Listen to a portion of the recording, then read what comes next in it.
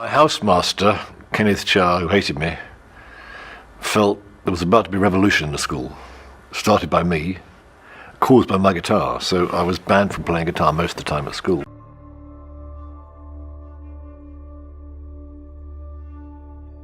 Mike Rutherford's father was a decorated war hero. A captain in the Royal Navy, awarded the Distinguished Service Cross, he was a man of immense discipline and tradition. After retiring from the Navy when Mike was 8 years old, he took a management job in industry, but the naval precision never left him. The Rutherford home was ordered, polite, and emotionally reserved. It wasn't a cold household, but feelings were things to be managed, not openly expressed. A Bechstein grand piano, played beautifully by Mike's mother, sat in the house, but his father's relationship with music was one of respectful distance. He simply couldn't comprehend the passion and obsession that was beginning to brew inside his son. Rutherford was not a natural academic. He was sent to Charterhouse, one of the country's great public schools, a place steeped in history and designed to produce leaders of empire and pillars of the establishment. For a boy like Mike, it was purgatory, a world of cold showers and arcane rules where he was perpetually trying to fit a mould that was not his shape. While others excelled on the rugby pitch, Rutherford was discovering a different world, crackling through the tiny speaker of a transistor radio hidden under his pillow. The Beatles, the Kinks, the Rolling Stones, they were singing a language that made perfect sense to him in a way that Latin declensions never would. I think you've got to go back to remember that time, sort of must have been about early 60s, the Beatles came out. It was a really exciting time. And I think, there'd been a huge change in England. I've got a big thing about this, a huge social change. And I just caught that brunt of it, of that kind of old generation, empire days, 2 world wars drifting away, and we come along, the young guns, having missed the war, and then the Beatles came out, and the Stones and the Who and the Kinks. Exciting time. His first guitar was a cheap nylon string affair, bought with pocket money. It was his escape. For his 13th birthday, his parents bought him a solid-body electric guitar from Burns, a copy of a Stratocaster. It was a thing of beauty. But an electric guitar needs an amplifier, and this presented a problem in a house run on naval time and in a boarding school where noise was frowned upon. Rutherford vividly remembers his father's reaction to the clumsy, amplified twangs coming from his room, a look not of anger, but of profound bewilderment. His father once said, in a moment of exasperation, "Mike, you have all the gear, but you have no idea how to play it." He wasn't wrong, but he missed the point. It wasn't about being good, not yet. It was about making a noise, about finding a voice. At Charterhouse, he wasn't alone in this musical rebellion. He found others who shared the same secret language. Genesis were all schoolboys together at Charterhouse Public School. When they started out, the band got a lot of stick for being posh pop stars, but in the swinging 60s, Charterhouse was a bastion of Victorian morality and imperial values. There was Tony Banks, a gifted pianist, shy, serious, and intellectually formidable, who was as enthralled by pop music as he was by the classics. And then there was Anthony "Ant" Phillips. Ant was a phenomenal guitarist, technically light years ahead of Rutherford, with a natural flair and a deep understanding of melody. They were all misfits, seeking refuge from the stifling conformity of the school. Music was their sanctuary. Mike and Ant formed a band called Anon. Tony was in a rival group, the Garden Wall. But the rivalry was friendly, born of a shared passion. Basically, many years ago, there were sort of 2 bands started. Anthony Phillips and I, and Richard Raphael started a band called the Anon with Drew as Job, and the other kind of rival group was Pete and Tony. The school provided almost no encouragement for this kind of music. It was seen as frivolous, a distraction. But creativity finds a way. They would book dusty, forgotten music rooms and make a racket. By now, Rutherford had switched to bass, partly because Ant was the superior lead guitarist, and partly out of a fascination with players like Paul McCartney, who used the bass as a melodic counterpoint. He saved up and bought a Hofner bass, just like McCartney's. The other guitarist, Ant Phillips, was a better guitarist, so it was like, well, I'll do the bass then, and rhythm too. It was in these furtive sessions that the seeds of something much bigger were sown. They were learning their craft, not through formal lessons, but through imitation, experimentation, and a shared desire to create something that was theirs. The austere and creatively restrictive environment of Charterhouse, which actively discouraged the frivolous pursuit of pop music, had an unintended effect. It pushed a small group of musically obsessed boys together, forcing them to create their own world, their own rules, and their own sound in secret.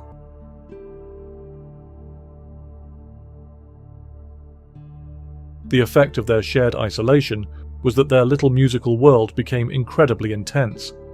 For the boys, the band wasn't just a band, it was a lifeline. I was banned from playing the guitar most of my career at Charterhouse, because it was a symbol of the revolution. We were kind of up against it a bit. It was a bit like if anybody did badly in form order, they were pulled out of guitar for 2 weeks.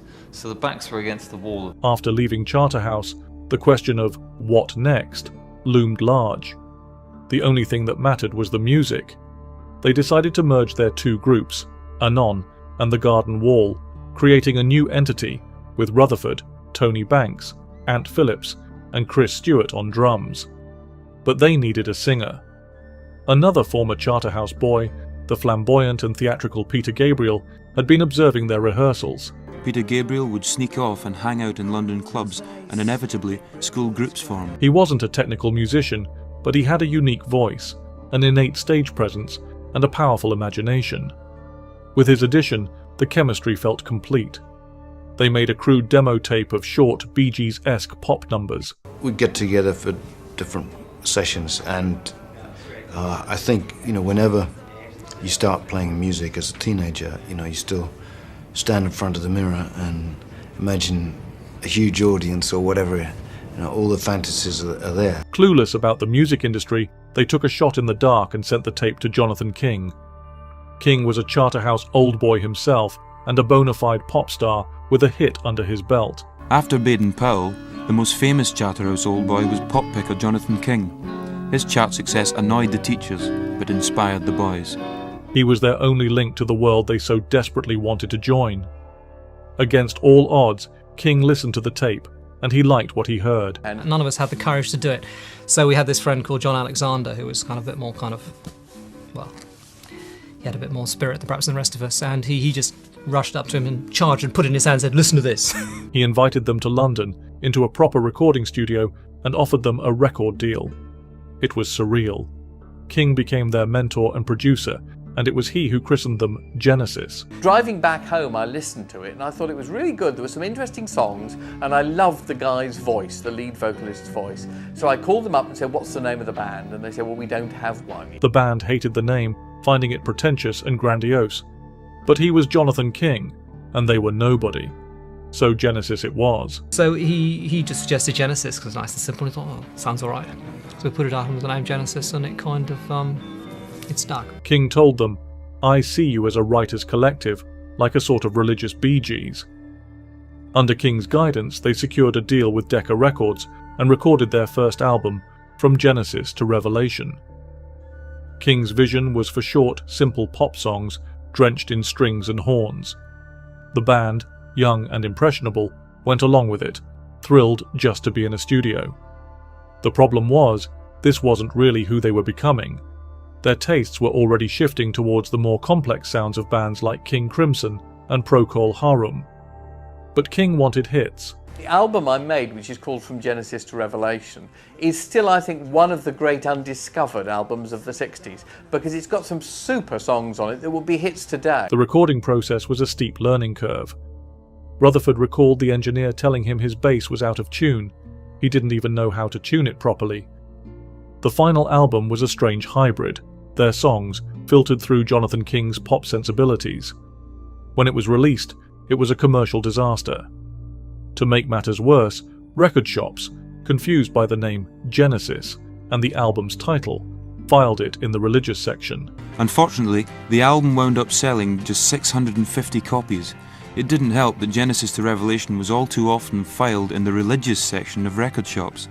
In retrospect, a slow build-up to stardom was no bad thing, but at the time it was a disappointment that led to some soul-searching and eventually to Genesis and Jonathan King going their separate ways. The dream had turned sour. Decca dropped them, and Jonathan King lost interest. They were back to square one, now tainted by failure. The album's complete commercial failure coupled with the feeling that it had been artistically compromised and misunderstood from the start, had a profound cause. It forced the band to sever ties with their pop-oriented mentor and retreat from London, compelling them to fundamentally rethink their entire musical direction and commit to the more complex, less commercial sound they truly wanted to pursue.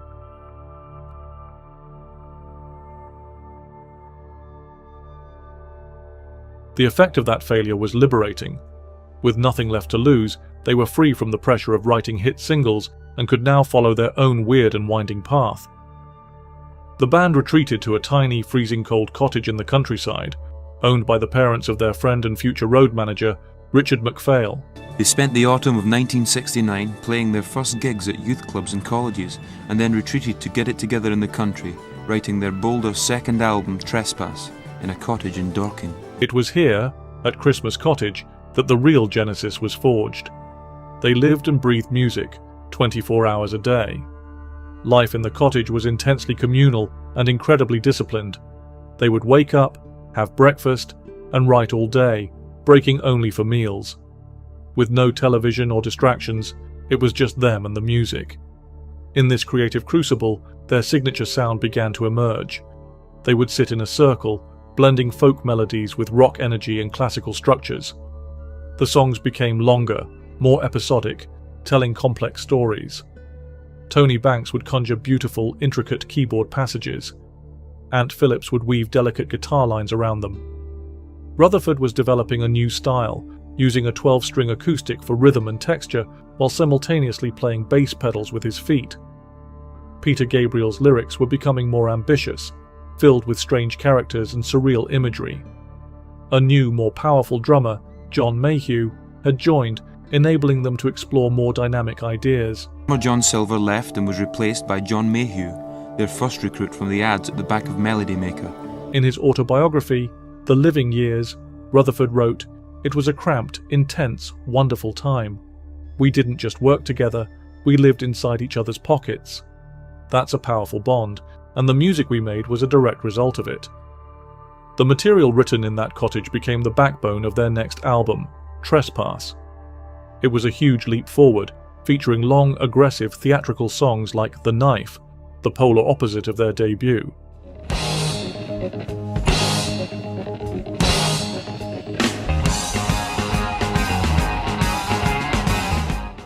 They signed with a new progressive label, Charisma Records, whose owner, Tony Stratton Smith, gave them the freedom to be themselves. With a new professionalism and a proper record deal with manager Tony Stratton Smith's Charisma label, it seemed like Genesis were well set up, but the music they made was constantly exploring and asking questions, and so were the guys in the band. They began gigging relentlessly, honing their craft on the university circuit. The live shows were becoming an event, with Gabriel beginning to experiment with his stage persona.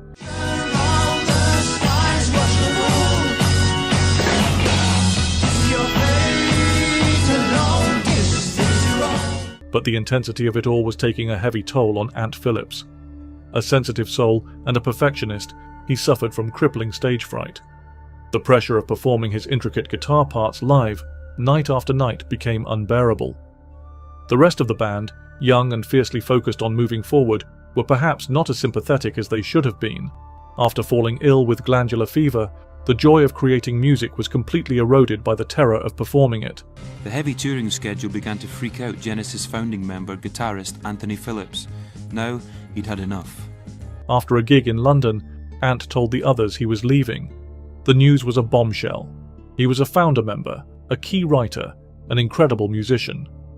It was hard to imagine Genesis without him.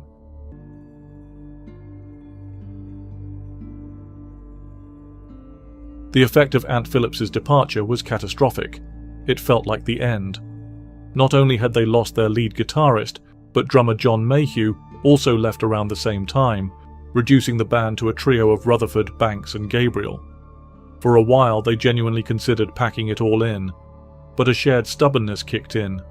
Having come so far, they refused to give up. They decided to persevere, knowing they needed to find musicians who could take them to another level. They placed an anonymous advert in the back of Melody Maker magazine. Band seeks sensitive guitarist for acoustic and electric 12-string. I was the one who really made the suggestion that I think we had to get a better drummer, because if we're going to start again, you know, we needed to get more strength in that area, particularly if we're going to have Ant, who was a very strong contributor to the writing of the group and everything. So that's when we auditioned really for both a drummer and a guitarist at the same time. Before they found their guitarist, they found their drummer.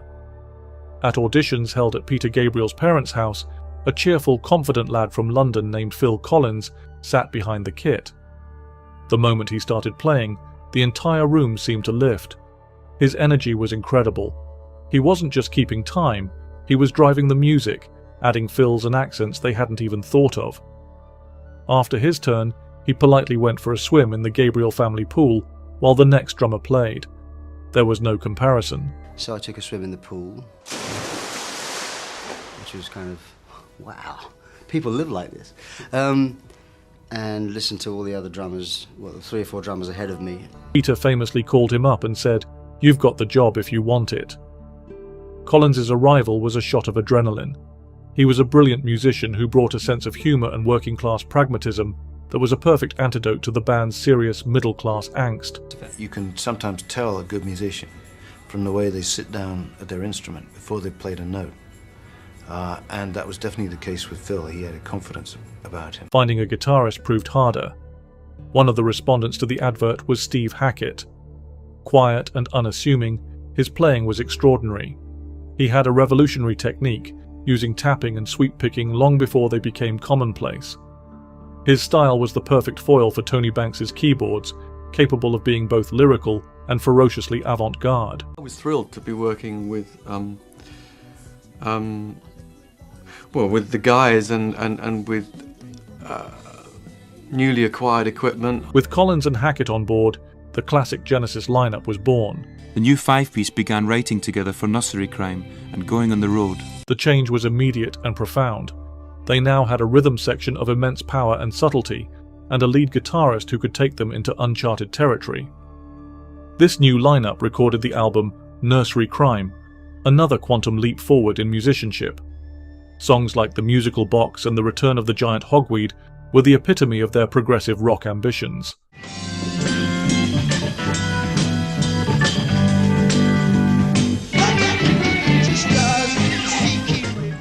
Rutherford's role evolved further, frequently playing a double-necked guitar to handle both bass and 12-string rhythm parts, often using bass pedals to hold down the low end. They became a formidable live act, fronted by an increasingly theatrical Peter Gabriel. He began telling bizarre, rambling stories between songs to cover for tuning breaks, and the stories became a beloved part of the show. Then came the costumes. One night in Dublin, he disappeared during an instrumental section and re-emerged wearing his wife's red dress and a fox's head. The band had no idea it was coming. The audience went wild. The press loved it. Suddenly, Genesis was on the cover of the music papers. Genesis had started to stir up an almost messianic fervour that pushed Peter to new performance heights. He began to develop his very individual stage persona. His visual creativity exploded over the band's next 2 albums, Nursery Crime and Foxtrot. Peter amazed the audience, and his fellow band members too, by bounding on stage in the red dress and fox's head illustrated on the album cover. This new visual element propelled them to another level of fame, leading to the album Foxtrot and its 23-minute centerpiece, Supper's Ready.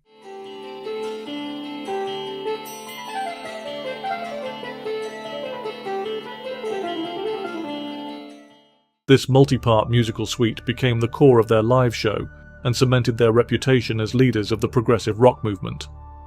The band's growing reputation, built on a foundation of powerful new musicianship and a unique sound, was now being amplified by an increasingly flamboyant theatricality. This visual spectacle, largely driven by Peter Gabriel's extraordinary costumes and stage presence, began to attract enormous media attention, causing a subtle but significant shift in focus that would create both opportunities and internal tensions.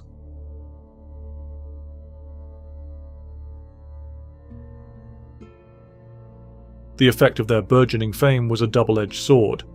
They were finally achieving the recognition they craved, headlining bigger venues and selling more records with the successful album Selling England by the Pound. Yet the public and media focus was becoming increasingly skewed. The band was becoming known as Peter Gabriel's Genesis, and the other members were seen as his backing band. It wasn't Gabriel's fault.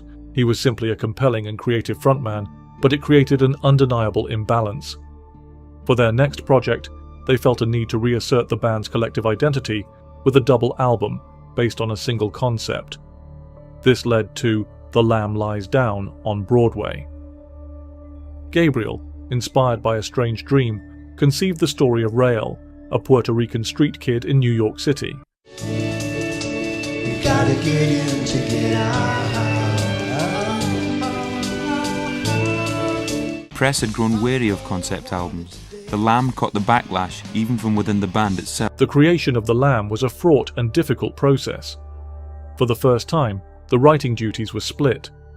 Gabriel went away to write the entire story and lyrics himself, while Rutherford, Banks, Collins and Hackett were left to compose the music separately. This was a fundamental and damaging change to their working method. Rutherford later recalled, "It was a mistake. Our strength was always the 4 or 5 of us in a room, interacting. On The Lamb, the music was written, and then Peter had to try and fit his story around it. It felt disconnected. The atmosphere was tense. Gabriel felt increasingly isolated, his focus further pulled away by interest from film director William Friedkin. He was realising that Genesis could not continue to function as the only vehicle for his ideas. I had been contacted by William Friedkin, who'd just done The Exorcist, which was a hot film at that time, and really well-made film. And he had great ideas for sort of revolutionising Hollywood and bringing in whole new teams of people who'd never worked in film before. And he wanted me in to work on ideas, story ideas and visual ideas. During the recording, Gabriel's first child was born with severe health complications, requiring him to be with his family. It's the time of the birth of my first child, and there was a really rough birth, and the hospital didn't think she was going to make it, and she spent first month in an incubator. Now, to me, there was no question of priorities, This caused further delays and exacerbated the tensions, with the rest of the band, perhaps insensitively, feeling he was letting them down. Despite the difficulties, they created a monumental piece of work, a dense, powerful, and utterly unique album. But it broke them. By the time it was finished, Peter Gabriel had privately decided to leave the band. He agreed to see through the colossal tour, performing the entire double album from start to finish every night. They then sort of persuaded me to stay on and finish doing a tour, which would take us till middle of 75. And I guess it was somewhere around summer, autumn 74 when I decided to quit. The Lamb tour was a hugely stressful production, plagued by technical problems. By the time it was over, Gabriel officially announced his departure at a band meeting in Cleveland. There was no single dramatic argument. It was a slow, sad drifting apart. He felt he was in a creative cage and needed to be free. Peter Gabriel's departure after the grueling tour for The Lamb Lies Down on Broadway left the band without its iconic frontman, its primary lyricist, and its public face. This created a huge vacuum and led the music press and the public to widely, and logically, assume that the band was finished.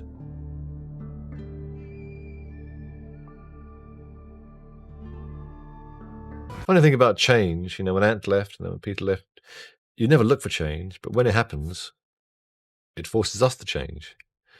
And something new happens, which is not, looking on the bright side of things, that's a good thing when you're forced to sort of reappraise and to not get stuck in a sort of certain groove. The effect of the media writing them off was, paradoxically, to galvanize the remaining members.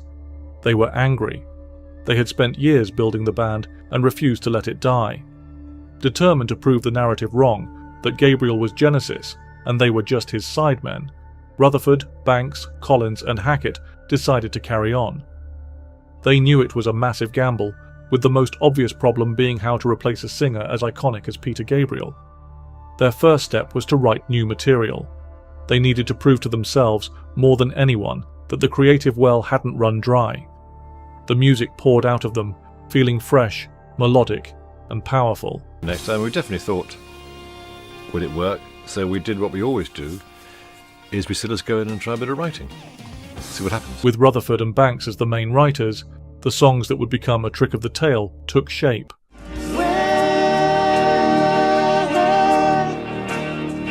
If we can help you, we will. The music was complex and progressive, yet it possessed a newfound warmth and accessibility. They were immensely proud of what they had created, but the song still needed a voice. The great singer hunt began. An anonymous ad in Melody Maker brought in hundreds of demo tapes, most of them from singers trying to imitate Peter Gabriel, the one thing the band didn't want. They auditioned about 30 hopefuls in person. It was a soul-destroying disaster. Desperation began to set in. They had a fantastic album written, with no one to sing it. Throughout this process, Phil Collins had been patiently teaching the songs to the auditioning singers. One day, out of sheer frustration, the others suggested that Phil himself should have a go. He was very reluctant. He was the drummer, not a lead singer. Taking over from Peter Gabriel seemed an impossible task.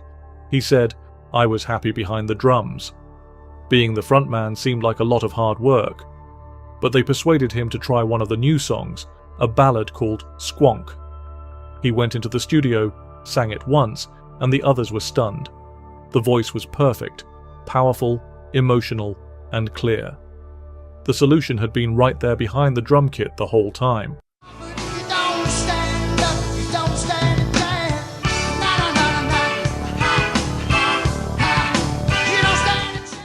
Collins agreed to sing on the album, but was still unconvinced about doing it live.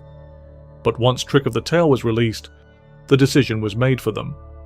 The album was a huge success, both critically and commercially, outselling all their previous albums with Gabriel. It was the ultimate vindication. The public had accepted the new Genesis. The band was not only alive, but it was bigger than ever. The incredible and somewhat surprising commercial and critical success of Trick of the Tail and its follow-up, Wind and Wuthering, had a profound effect. It proved beyond all doubt that Genesis could not only survive, but thrive without Peter Gabriel, and in doing so, it irrevocably solidified Phil Collins' position as the band's new and permanent frontman.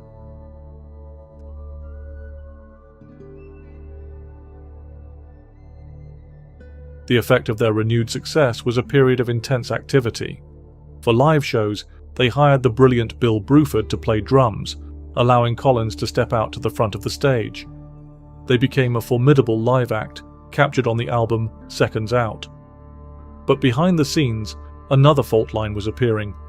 Steve Hackett, a wonderfully creative musician, was feeling increasingly stifled within the band. After releasing a successful solo album, Hackett had a wealth of his own ideas that he felt were being overlooked in the increasingly Banks and Rutherford-dominated writing sessions. He wanted the freedom to follow his own path. During the mixing of Seconds Out, he announced he was leaving. He later told a journalist, "The band was becoming very successful, but it was also becoming more of a machine. I needed to get off the train." His departure was amicable, but it left the band in a strange position. They were now a trio: Rutherford, Banks, and Collins. After a brief moment of doubt, their famous stubbornness kicked in again. They decided to go into the studio, just the three of them, and see what happened. They made a conscious decision not to audition for a new guitarist. Rutherford would take over all the guitar parts on the records. It was a daunting prospect. Steve Hackett was a virtuoso. Rutherford saw himself as more of a rhythm player in the vein of Pete Townsend, focused on power and texture rather than flashy solos. Now he had to do it all. This change had a huge impact on their sound. Without Hackett's intricate guitar work, there was more sonic space. The songs naturally became more direct and streamlined. Their next album was fittingly titled And Then There Were Three. It was a pivotal record, a bridge between their progressive past and their pop future. So, why is the album called Then There Were Three? And you think, oh god, it's going to be a long haul. Just seemed obvious, really. We were three, so that was it. The songs were shorter and more concise, but the album still had its prog rock moments.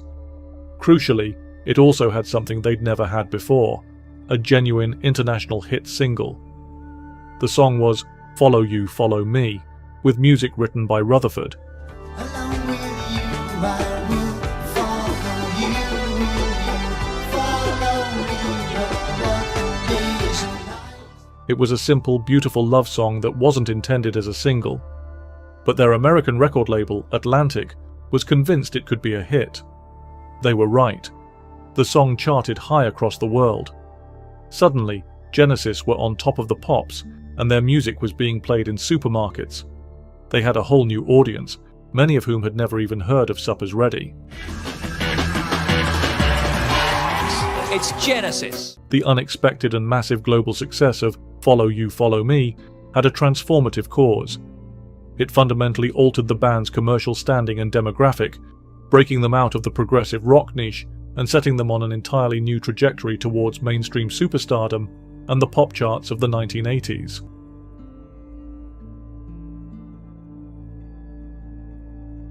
The effect of their newfound pop stardom was a seismic shift. The tours got bigger, the money got better, and the pressure mounted. The albums Duke, Abacab, and Genesis saw them successfully blend their progressive instincts with a more direct, accessible sound, experimenting with new technology and dominating the charts. But this success brought its own challenges. Phil Collins's solo career exploded, making him one of the biggest stars on the planet. Genesis had to operate around his schedule. The band would work together for a year, then take a break for a few years for everyone to pursue solo projects. This arrangement, Rutherford believed, was key to their longevity, as it provided a vital creative outlet outside the band. During one of these breaks, after the 1983 Genesis album, Rutherford decided to try a different approach for his own work. His previous solo albums had not found a wide audience, and he knew his strength was in collaboration, not as a frontman. He devised a new concept, a songwriting partnership treated like a band, bringing in different singers to suit each song. A group of mechanics, assembling the parts. The name stuck, Mike and The Mechanics. Teaming up with songwriter B.A. Robertson, Rutherford felt liberated, free from the weight of the Genesis legacy. He needed two distinct voices for the project. A friend recommended Paul Carrack, whose blue-eyed soul voice had defined the hit How Long by the band Ace. For the more rock-oriented tracks, he found Paul Young, the passionate former singer of Sad Cafe. The combination was magic. Their first album was a success, spawning the hits Silent Running and All I Need Is a Miracle.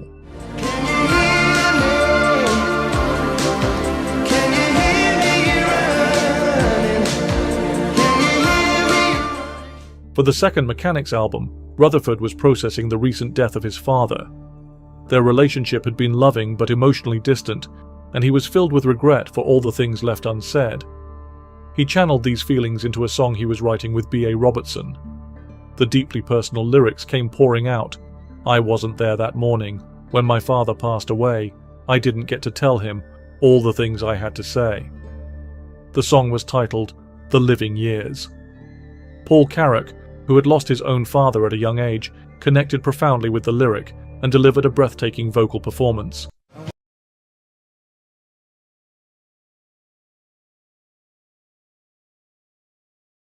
We both lost our fathers about the same time, and we both had new babies about the same time. So the story of communication and losing your father and never seeing their new grandchild was common to both of us.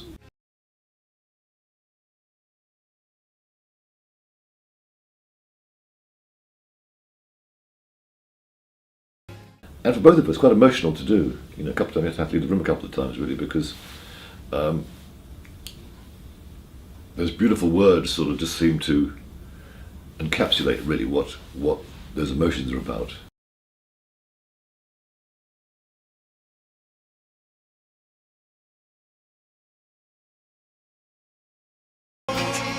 And the other thing I should mention actually is that, not so well known, is that of course Paul Carrack lost his father when he was quite young, very young in fact. So in a sense, I think when Paul sang it,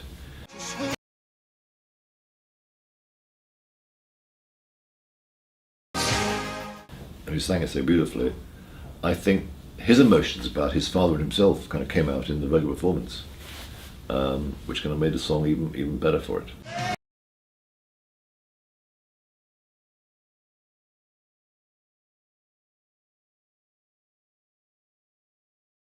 The raw, universal emotion of that song combined with Paul Carrack's soulful delivery, had a remarkable effect. The Living Years became a global phenomenon, a #1 hit in the United States and around the world. It gave Mike and the Mechanics a massive identity of its own and provided Rutherford with a level of personal and artistic validation completely separate from the Genesis mothership.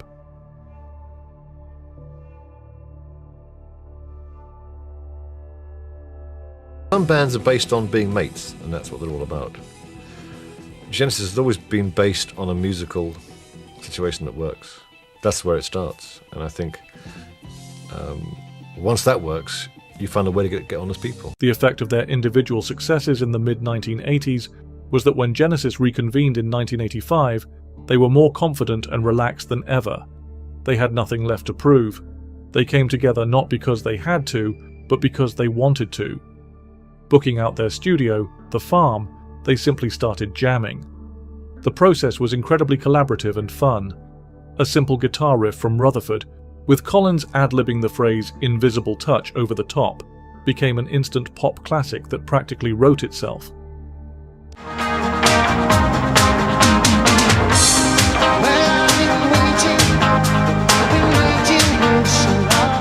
The result of these sessions was the album Invisible Touch.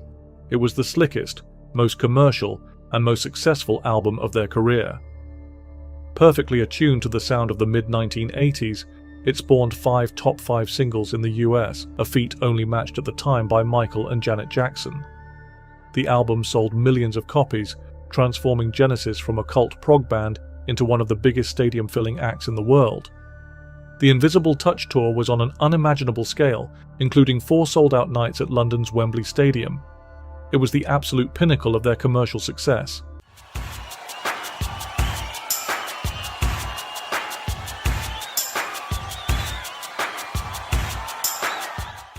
Many older fans were horrified by this new pop direction, but for the band, it was a natural evolution.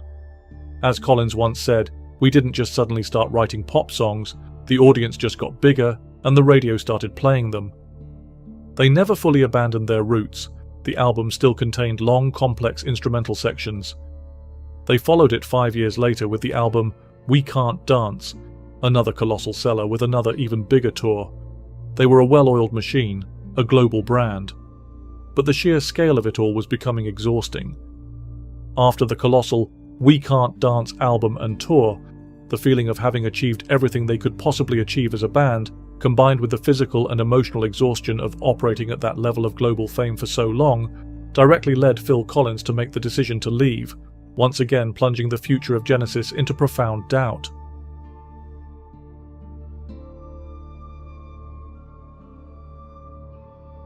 The effect of Phil's departure in 1996 was a familiar sinking feeling. The press once again wrote them off. Genesis without Phil Collins seemed even more unthinkable than Genesis without Peter Gabriel. Rutherford and Banks were faced with a choice: end it there, or take another huge gamble and continue.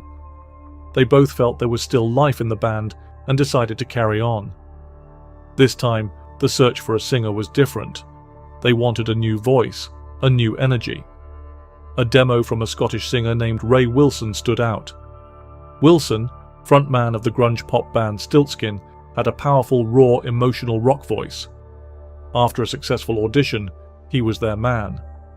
With Ray on board, they set about writing a new album, consciously moving away from the pop of the previous era towards a darker, more atmospheric sound that suited his voice perfectly. The resulting album, Calling All Stations, was moody and melancholic, a strong record that represented a genuine attempt to reinvent the band. The problem was, the musical landscape of the late 1990s, dominated by Britpop and alternative rock, had changed completely. While the album was a big success in Europe, it was a commercial failure in America, where the public and the record label failed to embrace a Genesis without Phil Collins. A planned US tour was cancelled. The momentum stalled, and it became clear that this version of the band had run its course. They amicably parted ways with Ray, and Genesis entered a long period of hibernation. For years, that was the end of the story. But in 2007, Rutherford, Banks, and Collins reunited for the joyous Turn It On Again tour to celebrate their music. They did it again for the last Domino tour starting in 2021, an emotional and poignant farewell, with an unwell Collins singing his heart out every night from a chair. Looking back, it was an improbable journey, from a cold room at Charterhouse to selling over 150 million records. The band was a living thing that survived by changing, adapting and shedding its skin, held together by stubbornness and a shared love for writing songs. The Calling All Stations chapter, while commercially difficult, ultimately proved to be the final creative roll of the dice. Its muted reception in America and the subsequent hiatus eventually paved the way for the triumphant and emotionally resonant reunion tours with Phil Collins, which served not as a new beginning, but as the perfect celebratory final act, solidifying the enduring legacy of the band. If you enjoyed this deep dive into Mike Rutherford's career, then you won't want to miss Phil Collins naming his 8 favourite drummers. Just click the thumbnail on screen to keep watching.